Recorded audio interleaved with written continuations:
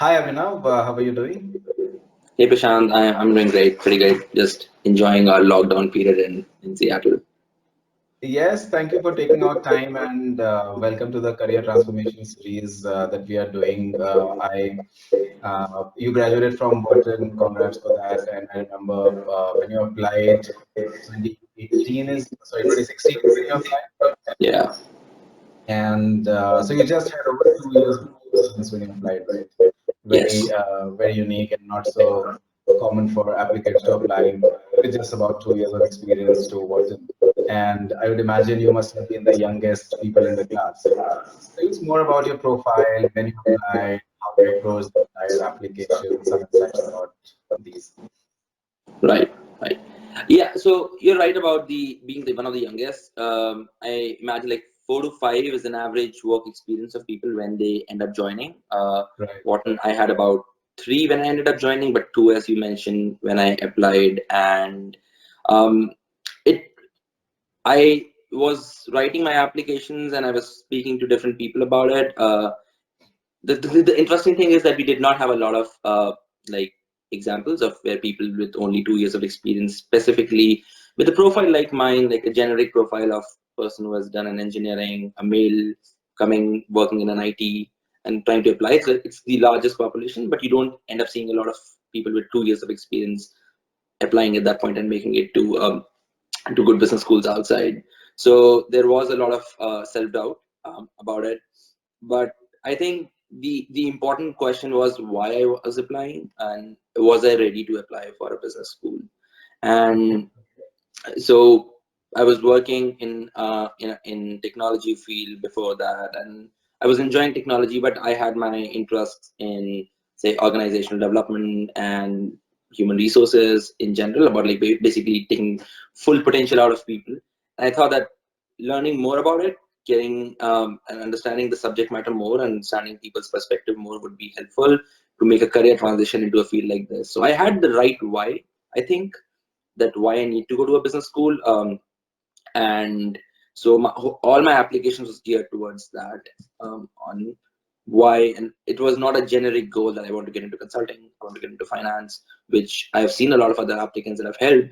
When they begin with, they have that kind of a generic goal. But I think I tried to keep my goal pretty specific and Okay. very specific to myself and not specific to what admission committee wants to hear, and tried to put out all the points on why I think business school is right for me at this point of time, what I have been doing to achieve my goal, how will Wharton specifically help me achieve my goal. I think that worked. So when I was interviewing also with Wharton, we discussed this with the interviewer about me being one of the youngest persons, even sitting in that interview room who was interviewing, but the person said the same thing, that it's all about the right intent, the right why, and that's what they look forward in candidates as well. So yes, 2 years of experience, definitely not an easy journey during the application period, but it just turned out well. Right. So what I hear is you tried and made your application as personal as possible, despite being from the large pool of Indian IT male. You must have done an awesome job at convincing the school, convincing the admissions committee to be able to add value in this with your experience. You were working with Royal Bank of Scotland, so that brought in some business perspective to your direct experience. But overall, being genuine and being honest about what you want worked the most in your favor. Right, right, and that's the generic. Again, I don't want to say generic, but that's an advice that I've been giving to all other applicants as well over the period of time, is just make it personal, make it's your Right. application, it's going to be your experience. So don't try to see what the application committee wants to hear, because there would be thousands, if not hundreds of thousands of people doing the same thing. So rather be genuine, be what you really want to do, figure out that thing, and then apply. So it doesn't matter if you have 2 years, 5 years, or 10 years of experience. If the intent is right and the time is right, you will get in. So that's the idea. Very valid advice. And that also implies that you ought to give a good amount of time, good amount of focus to your application. Yes, yes. I think so. I gave my GMAT pretty early. I gave my GMAT about a year before I applied to Wharton. Okay. And I spent about 2.5, 3 months. Like the applications are due in September. I started my applications by July first week. So I had a good amount of runway for preparing my applications to different business schools that I was applying to.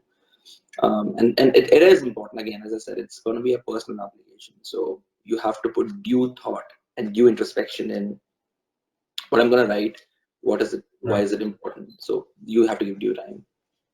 And you talked about the interview as well, and Wharton is known to have a very different format of the interview. So, would you like to shed some light on the Wharton format, and how do you think your experience interviewing with Wharton was? Yeah. So I did an interview with many other business schools as well. And with Wharton, as you all know, that the whole format is like to begin with the team-based discussion, which is for about, I guess, 45 minutes. And then you have like 10 minutes of interview rounds only, which is very Right. different. So the whole aspect of team-based discussion, it's not about your subject knowledge. It's all about how do you work in a team. And that's what it calls about. Like, how do you participate? How do you encourage other people to participate in the discussion? How do you may face criticism during the discussion with other people shooting down your points. You may want to push forward your point without coming across as arrogant. So all these things, how do you take up your leadership skills? And leadership is not Right. about dominating, but it's all about making sure that the group is moving towards a same place. So you could be a good timekeeper in the group and making sure everyone is adhering to the times and going towards a collective decision. And I think that's what it is all about, the whole team-based discussion. And people whosoever gets an interview should not worry about the subject knowledge, because that's not what is being tested. And then the interesting thing is the 10 minutes interview. It's unlike the 40-45 minutes interview that you would face with other schools. You have there would be questions around your leadership capabilities. They would dedicate about 2 to 3 minutes on how was your experience in team-based discussion, and do you really see that yourself doing the same things in your career life as well, what you did today in the team base. So talking about that, introspection is important. Immediate introspection is important. What I did right, what could have been done better. And then they just want to know you. Like, they have seen your application, they Right. know your resume, they've read your essays, so they know you well. It's all about putting a face to that person. On So again, bring out the most genuine side of you. And genuine doesn't mean like, okay, fine, this is me and this is the. Don't be crude. Be polished, but be genuinely polished. Like, bring out the best side of yours. Expose your vulnerabilities to a point that where you feel comfortable. Do not go all in about what's the weaknesses, but expose the right things, but definitely bring out the best polished, genuine side of yourself in those 5 to 7 minutes that you have. Right. Yeah, that's very valid advice. So I think the key is teamwork, and schools talk about teamwork all the time, but this is one place and one part of the assessment where you are actually tested on your teamwork. Yes. Right. And I remember you had an ISB admit, you left ISB to Wharton. Now, on one hand, these are two extremes of the MBA expense spectrum. So ISB is one of the less expensive MBAs when you compare to the international programs, and Wharton is one of the most expensive MBAs out there. So how did you assess the risks involved and the ROI through an international degree like Wharton? Well, that's a good question. And I think that when I had the two offers in my hand, with ISB and Wharton, I was elated with both. Like, it was very. I had ISB for a year because I got into the early entry program, Right. so I was confident that I'm going to join ISB if this Wharton doesn't happen. But then when both of them happen, this ROI definitely pops up. Like, you look at, I don't know what the fee structure is right now, but you look at the fee structure of ISB. You look at, okay, this is going to be my average salary. If I be the average candidate at ISB, I'm going to make this. Same with Wharton, and you're going to make this. From a pure ROI perspective, you would not go to Wharton. Like, if you behave an economist way, you would not go to Wharton. But Right. again, humans don't go with the economics way of things. There are many other factors other than ROI that I considered, and I think a lot of people consider who make such a choice is, you get great business school education in both ISB and Wharton, no doubt. I mean, both of them are great schools, great professors. The things that you need to think about is, the network of people that you're going to be with. With Wharton, the people that you have are most like about 45% of the class. 40% of the class is international people. Right. So you get people from all spectrums of life, all different geographies in the world, different career. Like you would not, unlike business schools in India, and I'm trying to generalize, not specific to ISB, you get a lot of engineers. A lot of engineers, mostly with 2 years of work experience, because that's the basic requirement of ISB, ended up doing. And then you also have other fields. And ISB still has a diverse population than other like IIMs. But with Wharton, when I went there, I saw we have doctors, we have veterans from military, from Navy, we have people who have run like small startups to big startups who have come back to continue their education while they're running their startups. You're coming people from Africa with who have actual experience of working like on ground with people from different NGOs and different like World Bank and IMF and other stuff. So you have diverse set of experiences. You get to sit them in the same class, Right. and the network, the peer network that you build is what I thought would be a very strong point proposition for Wharton versus ISB to begin with. And again, you can get all these things, all these experiences later in your life as well. It's MBA is just 1 or 2 years of time. Everyone has a chance to build all of these things later in their life. But I thought I wanted to get into, as I said, organizational development, human, like transforming the human potential, what I call, and I need to understand like more diverse set of people than people who are very similar to me. So that was one of the reasons. And again, the opportunities what ISB and Wharton would have provided would have been different. Like the careers and the geographies that you want to choose just post MBA. Again, as I said, you can develop any career from any place.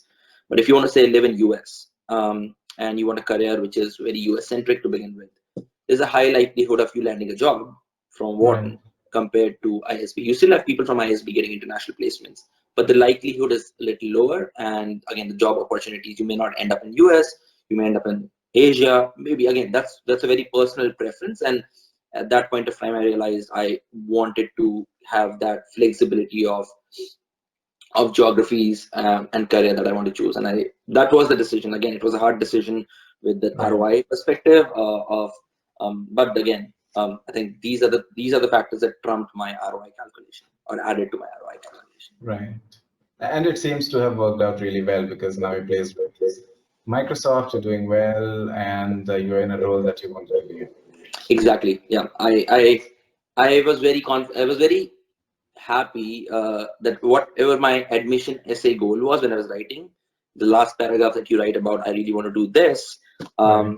When I ended up at Microsoft, I was pretty much in the same field, doing the same amount of stuff that I was doing. So I think I fulfilled my admission essay dream and goal that I wrote. So it worked out. Yeah.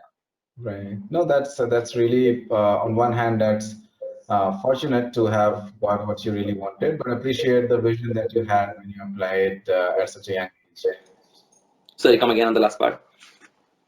So I said you certainly had a vision and really appreciate the vision you had when you applied at such a young age and something that you were fortunate enough to have achieved as well. Yeah, I mean, all thanks to God, people, Wharton, and others like myself a little bit, but it was definitely hard work, but as well as luck as well. Like I mean, people come inside Wharton or any business school with certain goals. For a lot of people, goal changes because they understand they have a new set of reality, whether it's in terms of job prospects or in terms of understanding there is no market or industry actually, and Right. you were actually not thinking the right way to begin with, and people pivot, and that's totally fine. I think for myself, there were a lot of self-doubt moments even at Wharton, whether this is the right field to go in or not. But the whole Wharton community did help me on a regular basis to stay on track with the goal that I had, and yeah, that really helped me achieve my admission as a goal or vision that I had. Right. That's great to hear. And that certainly brings me to your Wharton experience, which I'm sure was very exciting. And one thing that is striking about the entire Wharton experience is the opportunities that you get. And talking of academic opportunities, there are like almost 18 specializations to choose from. So, so once you land up there, of course, with time, how do you begin to figure out and decide what specializations would you like to take up, what kind of courses would you like to pursue, and eventually what kind of job search would you get in? Right. Yeah. I think Wharton definitely has like about 18 specializations, and unlike a few schools, it is mandatory to have a specialization by the time you graduate. So you need to have one. Like certain other schools may not just give, you can just take a general management degree. But I would say there are like three kinds of people who, with respect to specialization, like one who starts at Wharton with a specific goal on, I want to do this. This is my post MBA career goal. I want to get a specialization in finance, marketing, or whatever, and they work from the very beginning to get the relevant credits, and taking relevant courses along that specialization. So there are few kind of people like that, and then there is a Right. majority of chunk of people, which where I fall was, I know what I want to do, like in general about my career. I know that there are 5 courses that I really like that I want to take, but I don't know what specialization will work best for me. So, and that's where the whole team of academic advisors play a very important role. You can schedule Okay. as many academic one-on-ones with your advisor, like each cluster, where Wharton has a cluster system, and each cluster has its own dedicated academic advisor. So you can schedule one-on-ones with them across 2 years, any point of time, as many times you want, and discuss that this is my career goal, these are my academic requirements that I need to fulfill. How do you advise me to structure my course structure for the next 2 years to fulfill that goals? So they help you choose the right specialization that fits your goal, fits your academic requirement. And in the end, if you think that nothing fits, you still want to customize, Wharton gives you an opportunity to customize your own majors. You can make your own major. You need to do a Okay. little bit more effort. You need to go to the relevant professors to get a sign off on that. I want to make a customized major, say something in behavioral analytics, and you would need behavioral science professors to sign off that, okay, this subject fits well into this, and you need 5 credits in general to make a major, and then you can make your own major. Now, I want to specifically point out, being an international candidate, that can be a tough thing to do, because you would want to standardize your majors, because a lot of your visa applications later on, it depends quite a bit on your majors as well, in terms of um, there's this concept of something called STEM, or the STEM Okay. degree, Right. and Wharton has a few majors, something like business analytics, statistics, and maybe actuarial sciences or something that falls under the STEM degree. And as you know, STEM gives you an opportunity to work for 3 years on F1 visa, compared to a business school MBA just on 1 year. So a lot of international candidates actually at Wharton would want to take, they do double majors. Most of them do double majors. They end up taking a few courses. Sorry, they end up uh, take a few courses on business analytics or other courses to make sure that they have a STEM requirement fulfilled, Okay. and then they take the other major that they want. So with that kind of requirements, if you want, I mean, a lot of people don't do that. You may not be able to customize your own major, but as you said, 18 specializations, something will fit for you. It's not just like Right. 4 or 5, so something will fit for you. And then there are third kind of people who just do not care about specialization. They know they want to take as diverse set of courses they want.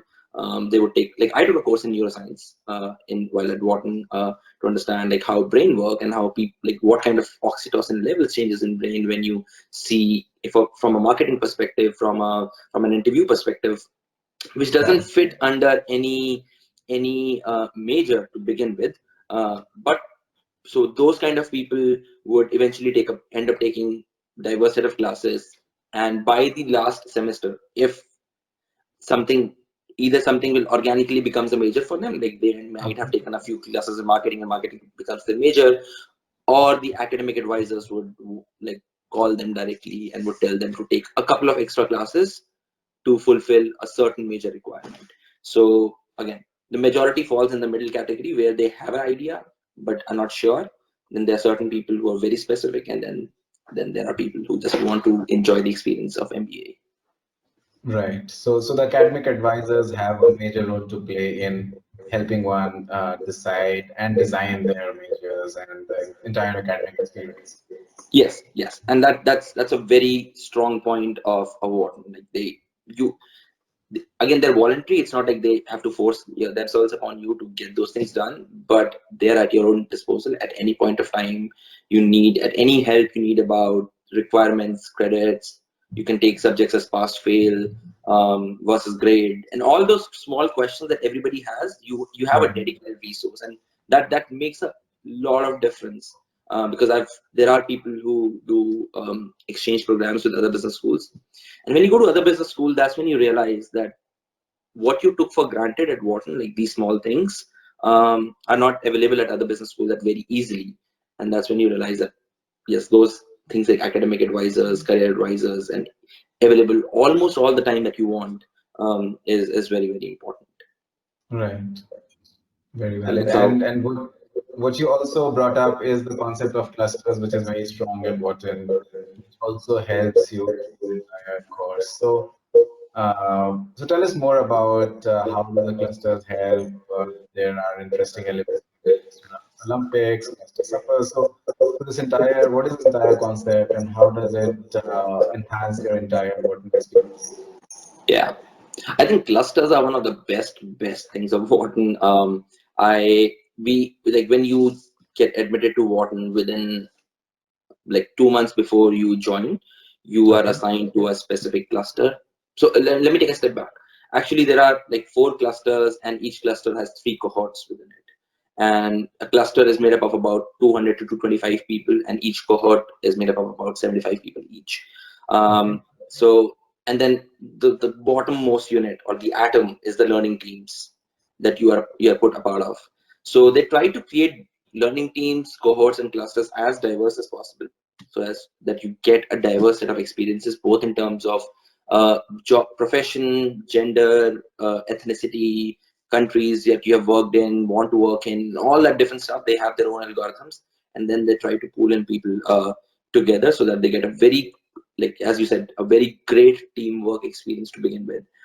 So clusters is the bigger bucket of things, where there are 4 clusters, and they name the clusters on basis of like some animals. So you have lions, you have dragons, you have bees, and you have tigers. So I was the tiger one. Okay. Okay.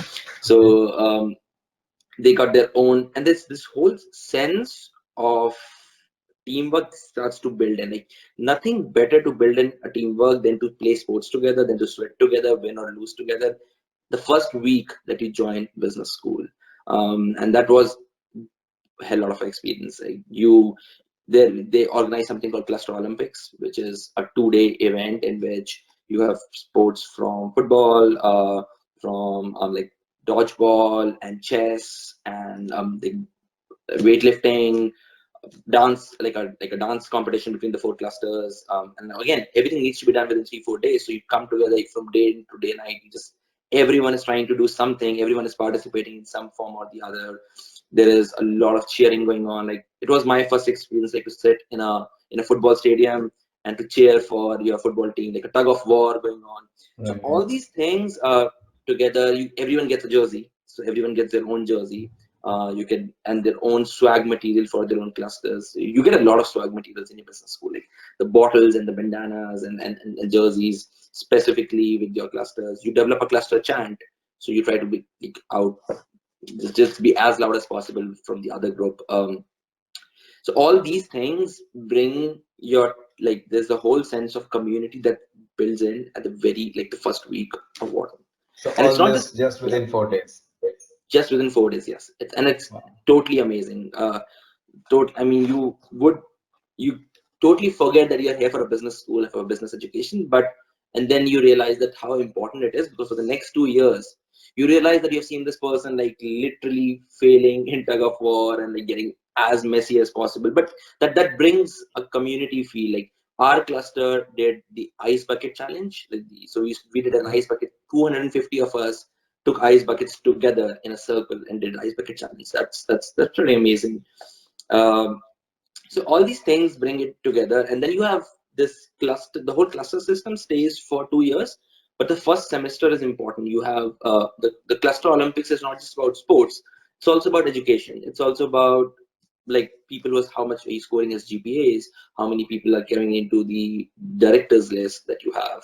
Also, there are other smaller things that happens across this first semester where the clusters come together. There's an interesting thing called I forget the name what it's called, but something called like formals on the top and parties on the bottom, in which you dress up like very formally with suits on the Okay. top, and then you wear like shorts on the bottom.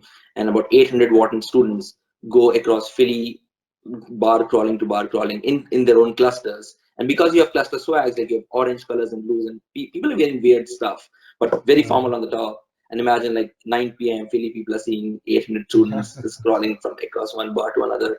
That again is a so for some people it may look like what the hell are they doing? They spent like $200,000 as the fees for this place to do this, but it really brings in that togetherness, and you enjoy it. So I think the whole idea of cluster Olympics and cluster systems, it really works. Right. Sounds super exciting already because it's the entire experience that is kind of designed together. So I'm sure once you graduate, once you graduate, the entire relationship will be bonded that you can call up your father at 2 a.m. and they will pick the call. Yeah, yeah. I mean, you build really great friendships in classes, like and then they also have like something I forgot exactly the name, but and I was a part of it actually. Cluster councils actually. They have cluster councils in which each cluster has its own president. They would have people in communication team who sends newsletters every week on what's happening in the clusters. They have people around social aspects of it, fundraising. So you have a whole council of clusters that you get to be a part of it. So I think all of this brings the whole idea is to build that network. It's you're not just building a professional network of business people and business people together. It's all about forming those friendships and personal bonds as well, because that goes a long way post your Right. MBA degree. And it's just 2 years for me, but I've spoken to people who have been 20 years out or 15 years out, and that all they talk about is the fun that they did, that they don't remind the classes that they've taken, but they remember the fun that they had. And people, the cluster systems are pretty new, but even the first cluster, they remind when they think about tigers and bees and dragons, this It fills them with like the pride is the and the clusters that they remember. yeah. Right. And I'm sure this is a very new concept for candidates, especially international candidates or Indian candidates who who do their or who would have known about the MBA system in India, which is pretty academic focused, but the entire learning through doing different things is very unique. Yeah, it is. Yeah. And so for international candidates, another thing that is really important is having spent so much money in dollars, you really want a job there. And internships are very important to get full-time opportunities. So how does one go about this entire internship and job seeking and application and getting where they want, especially as an international candidate? Right.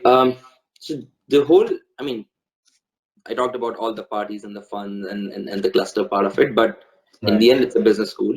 Academics and career and networks are one of the pillars of the school. So career management of Wharton, I think, is super strong. It's Mhm. they have career management advisors for each kind of different fields. Like you have specific advisors for consulting, finance, CPG, technology, entrepreneurship, and like they have dedicated career advisors from the very onset of your first semester. Like you join in August, and starting mid-September you would start having like career sessions with your one-on-one with your advisors. Again, as I said Okay. about academic, you also have career advisors where they will help you figure out like this is what I did pre-MBA. This is what I want to do probably for my internship.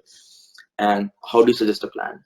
And you can build custom plans with them on whether an on-campus recruiting seems better for this, or should you go for an off-campus search. Again, they would provide you resources for both. but what suits you better. And you'd have that one-on-one. They would do a broader seminars around how to build your profile. So Okay. they have specific sessions for international candidates on how do you network and how do you present yourself. It's not that we don't know, or international candidates don't know how to present themselves, but the whole concept of networking it's not very prevalent in India, specifically at undergrad level. MBA still Okay. you still have the concept of networking, but at undergrad nobody gets a job by networking. Mostly you get a job by your GPA and by writing some examinations, and you get that job. And even within business schools in India, your GPA plays a very important role in what kind of shortlists you get in terms of Right. companies, And then you get placed on campus. So and you get placed on campus. So the whole idea of networking is not well built, at least in terms of on-campus recruiting. But right. in business schools outside, the whole idea of networking and to find the right fit and to evaluate them, like the employers, while they come for seminars and they come for like on-campus expos, and they also got to evaluate you. Like you're talking to diverse set of people from their organization, and you try to put the best foot forward for yourself.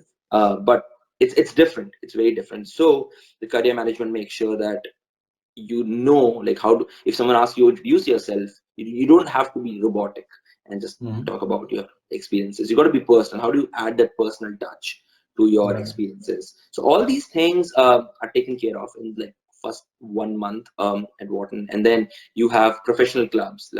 I was a part of, and I was the president of consulting club, and there are professional clubs who would then conduct more in-depth workshops around that specific industry, whether it's about training them on the kind of interviews, conducting mock interviews, or bringing in like young alumni to talk about what their life has been in this particular industry, because you got to understand what the industry is going to be before you dive in.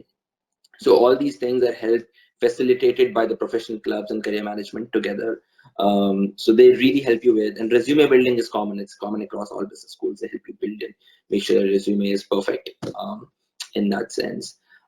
So this, I would say the base of a candidate is well built in the first couple of months. Then you have companies coming for their seminars in the company, whether it's consulting or finance. You get to sit in any seminar you want. You can sign up for it.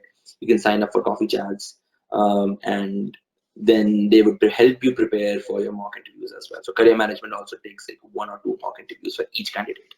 Um, so this way, by the time you reach your interview stages or you've put in your applications, especially for most like general industries like consulting or finance or technology or general management, the surprise factor is low. Like you're not surprised by, oh, I never prepared for this, because you're being exposed to all these things at the very beginning, and you prepare them very structurally. So structure is very important. So by the time you reach the interview stage, you're well prepared, and so that's why it's easy for you to like do. I want it's easy for you to do well in the structured way than in unstructured things, and Wharton takes care of it. And just one additional thing is, I talked about on-campus recruiting and off-campus recruiting. There are certain roles specifically where they're like one-off jobs. Say you want to work in a particular startup, or the kind of startup, say in real estate. Okay. And you still have real estate companies coming in Wharton, but there might be some specific areas. Then Wharton, what they would help you is, they would help you craft a strategy on what's the best way to reach out to alumni and introduce yourself, and how to best position your interest to them to find an internship, and whether it is right for you or not right for you. What are your core strengths? Will you really enjoy it or not? Like that's something that we generally overlook. I Okay. personally have overlooked as well, that what your core strengths are and what kind of career kind of fits you. We don't, most of Indians and us, we don't believe in those surveys like, no, I need a job that pays me the most. That's not always true. Right. So they give you all those resources. Again, it's on dependent on the person, but if you try to look on what career fits you well, you will do well in that career later as well, even if that's not your first choice to begin with, because our choices are, as I said, very ROI basis choices as well. Like, okay, now I've spent $200,000, I need to make a job that gets me pay me the loan faster and all that stuff. So they understand these things, but they will provide you with all the resources to make the best choice. And same is the process of full time as well. You come back, most of the people have offers from internships. A lot of people do not want to go back to the same place because Either they didn't like it, or they want a different company in the same field, or they just want to pivot back to a different field. And from a full-time advisory perspective as well, the career management is always there to help you to begin with, because the placements for career for full-time happens much faster than the internships in the second year. Right. And of course, alumni have a huge role to play in the entire process. You reaching out and you reaching out the right way, which the school prepares you for. Yeah, yeah. Alumni. I think Wharton boasts about the largest living alumni on earth, kind of thing. Uh-huh. I don't know about the boasting part, but it's true that alumni definitely play an important role.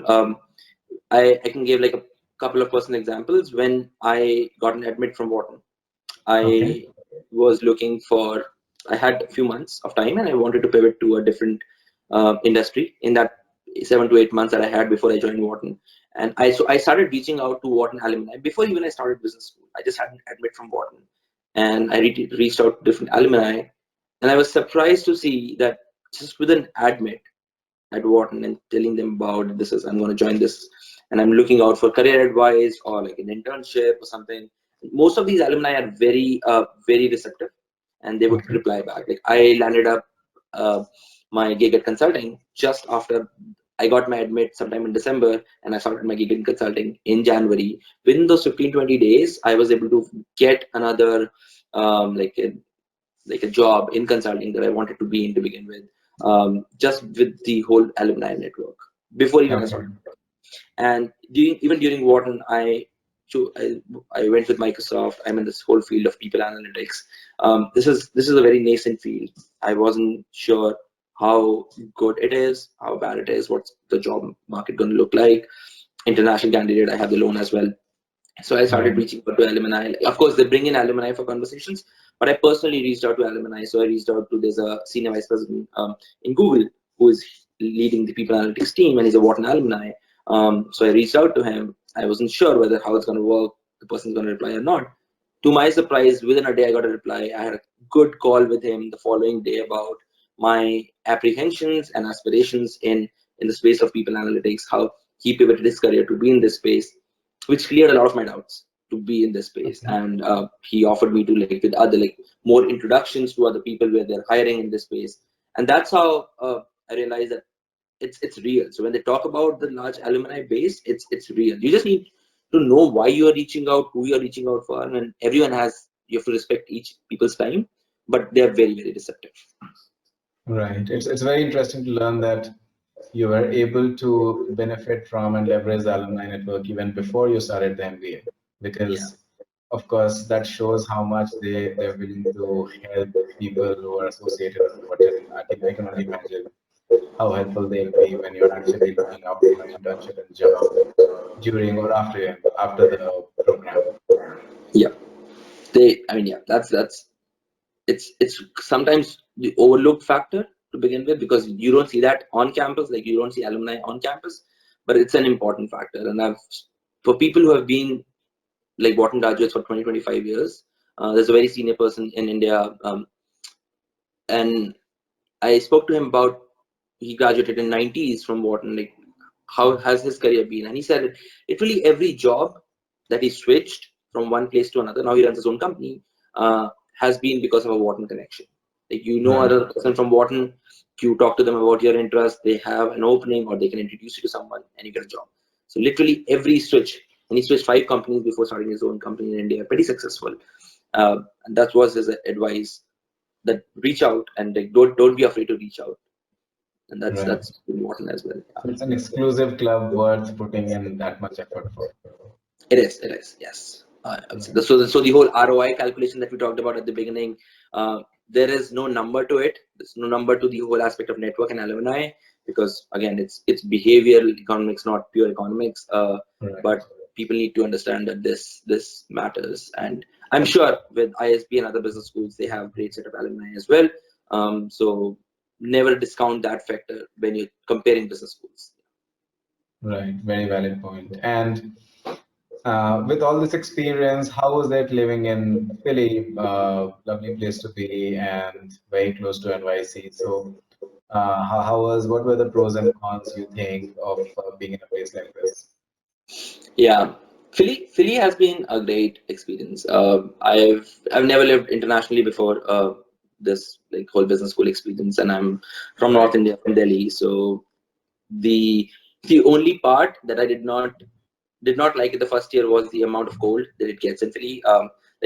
I've seen winters in northern India, and I thought that they were chilly winters, but Philly it Right. snows a lot and it gets really cold. So that was something that I probably wasn't very like I did not like to begin with. But apart from that, like literally everything is really great about Philly. What I personally wanted, it gives you the feel and the vibe of a big city. It is, and but it maintains its own coziness together as Mm-hmm. well. You have literally like everything from a city perspective. You have everything at your disposal. Whether you want restaurants, you want hangout places with your MBA friends and other people. There, you have nature at your disposal. Like there's a huge amount of the national parks are pretty close to Philly, and even within Philly, there's a lot of like running trails. So these are things that again, as an international candidate, you never look out for a location. Once you're looking out for business schools, you don't care about whether it's going to be in Delhi or Hyderabad or Mohali or Ahmedabad. Right. Like nobody cares about what's going to be in the city because you're going to spend your life on campus. But that's not the case with international business schools. You are there and you are a part of the city as much as you're a part of the business school. So city is also important. Like some people just cannot live probably in on West Coast or East Coast, so they choose business schools based on that as well. Um, and yeah, you mentioned that it's pretty close to NYC, and that's the charm of it as well. That you don't have to live in a big city and get lost in a big city like NYC. Some people get the thrill.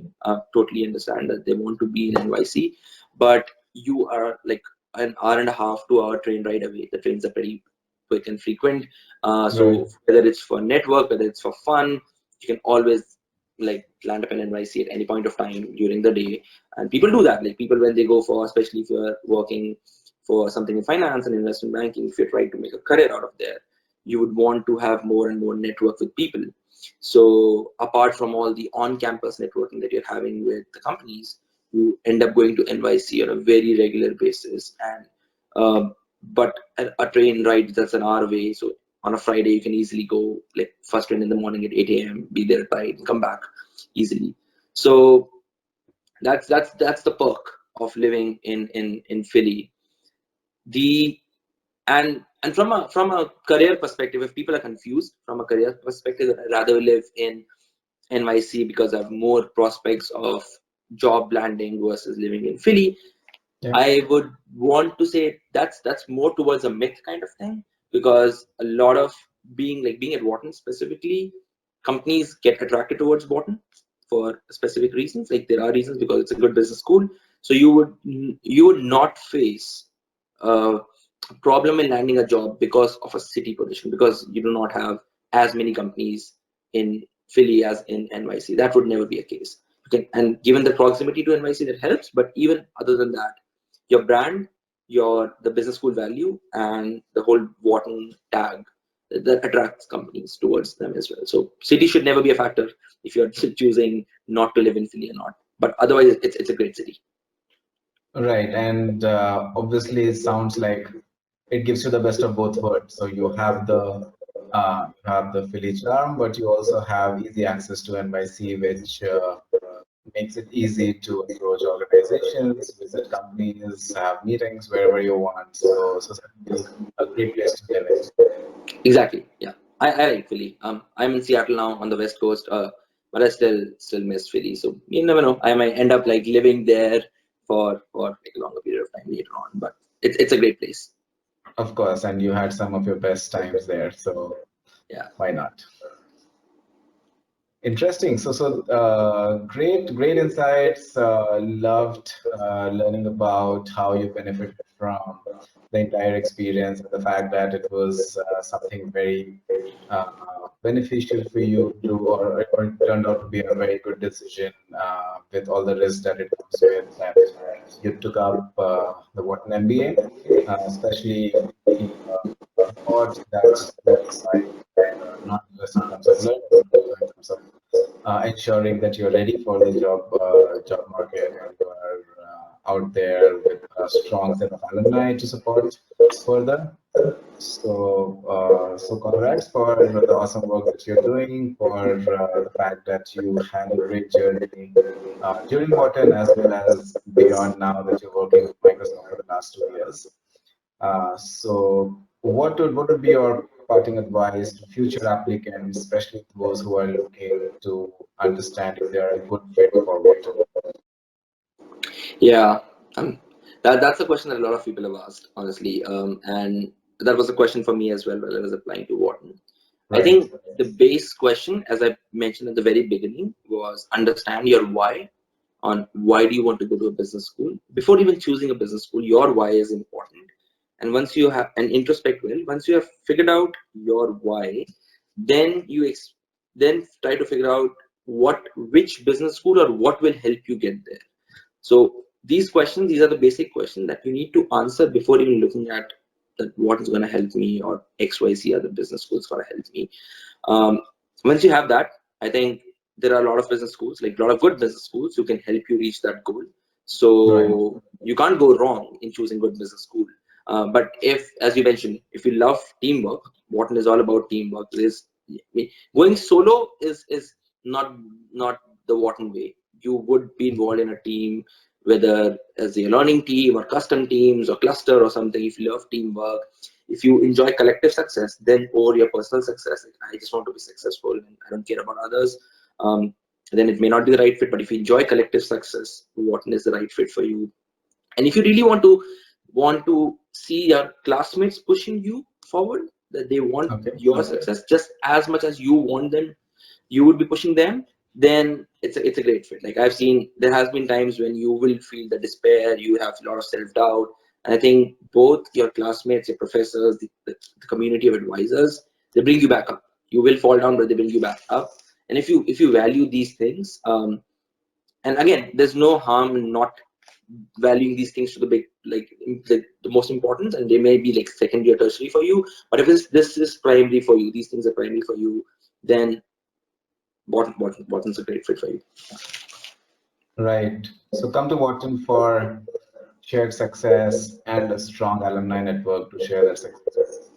Yeah, and teamwork. Yeah, just you. It will teach you teamwork. And one thing which I learned at Wharton, I'm sorry, I'm digressing from the topic a bit, and probably you learn at other business schools as well, is time management. At every Yeah. single moment that you spend in Wharton and probably other schools as well, you can do 10 different things. Literally, you can network, you can party. There is a lot of partying. Like there's immense amount of socialization at Wharton. You can focus on case studies. You can focus on competitions, conferences. You need to make your list of things. You need to stick on what you really want to do, what takes you there. So it keeps you grounded. You learn the art of time management. By failing a lot, you will miss a lot of opportunities as well, but it's a safe environment. So, Right. and this really helps you later in your career. So again, that's one impact that you don't expect a business school to teach you, but it teaches you really, really well. And Wharton taught me that really well as well, like the art of time management. I'm still not good at it, but I know Right. where the pitfalls are. Right. Of course, there's something important that you learn and something that I often communicate to candidates. It's a mail out there, and you need to know what you want. Otherwise, you'll be lost. Exactly, exactly. That's why the why for business school is important. Otherwise, it's very easy to get lost. Very. Right. And these were some super awesome insights, and I'm sure this entire conversation and the fact that the specific things about Wharton that you brought up and highlighted, I think it will help all Wharton applicants in specific and MBA applicants and MBA aspirants in general. So thank you so much for taking out time early morning on a Sunday, Abhinav, and really appreciate the conversation you have had with us. So wish you all the best and have a great day ahead. Thank you. It was my pleasure to talk about business school and in general. I love giving like advice and sharing my experience as much. Yeah, thank you. Okay, see you then. Bye.